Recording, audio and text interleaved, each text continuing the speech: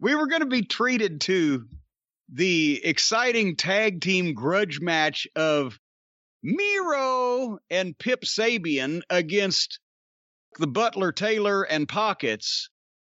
But this was marred by treachery on the heels' part. They go back for an interview. And, of course, there's Marvez, Officer Barbrady.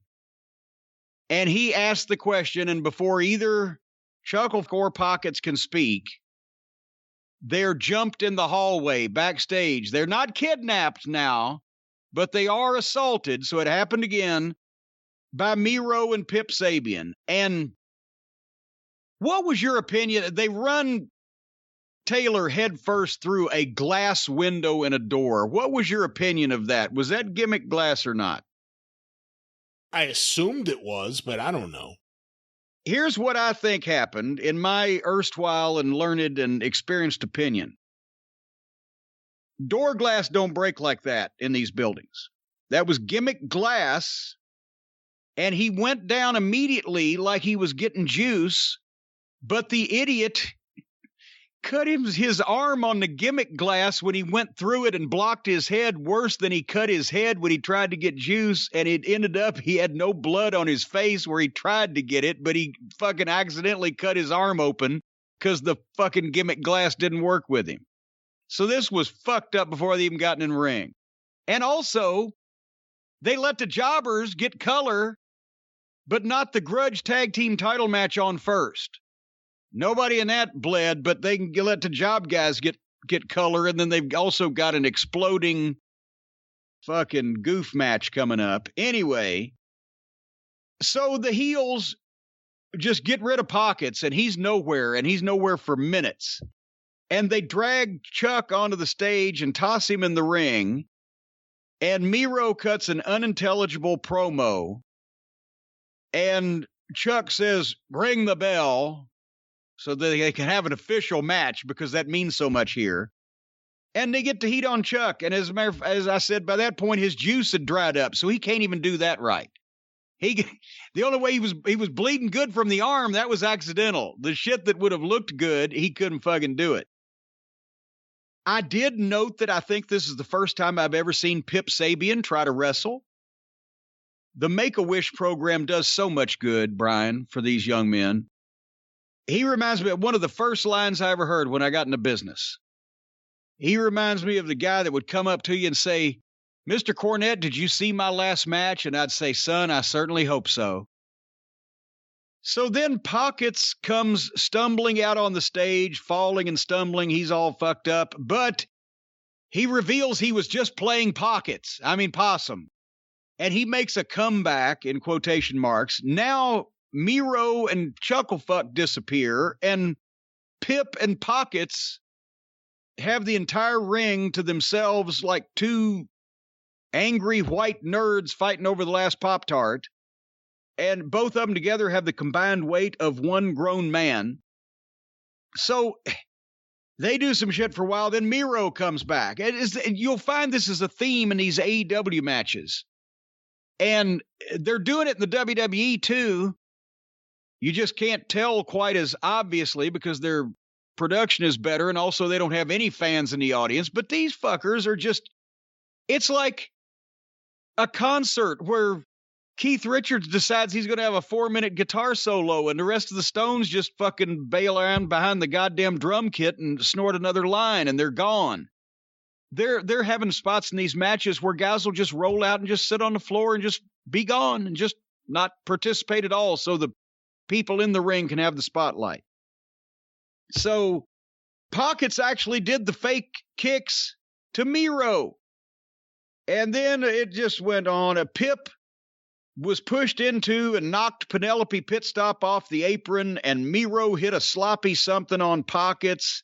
And I don't know what the fuck's going on. And finally, Miro got the camel clutch on Chuck, and the babyface tapped out. Just to make it just as stupid as it could possibly be. The babyface tapped out. What the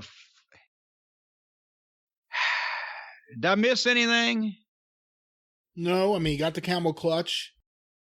I thought, wow, they're doing a good job of making Miro look strong, and then he started going back and forth with Orange Cassidy. Well, yeah. Which was ridiculous. I got nothing else to add to this. I mean, I thought... What it was, Penelope Pitstop took the best bump of the night when she went off the apron. Yeah, I thought she may have twisted her ankle the way she landed in those heels, but I thought, you and I think very differently about Miro. I thought they've misused him from the beginning, that he had a lot of potential. There's a lot you could do with him. They haven't really shown that at all. They've gone the opposite direction, actually. But because he's being allowed to be himself, and he is obviously a complete fucking goof. He has no idea how to get over, no idea what got him over for a little while before in the other company. He does this stupid shit and obviously is enjoying himself doing it.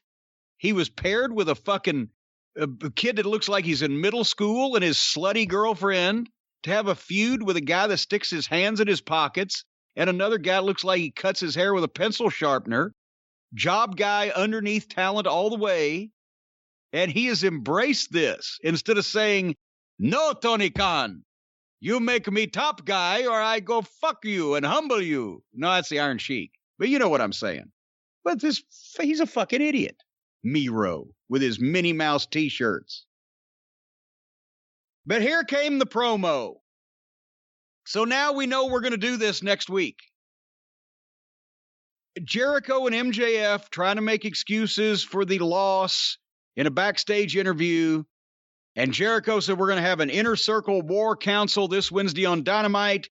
It's time to make some changes, and of course then MJF does the dramatic foreshadowing. That's right, I'm firmly in favor of changes that need to be made.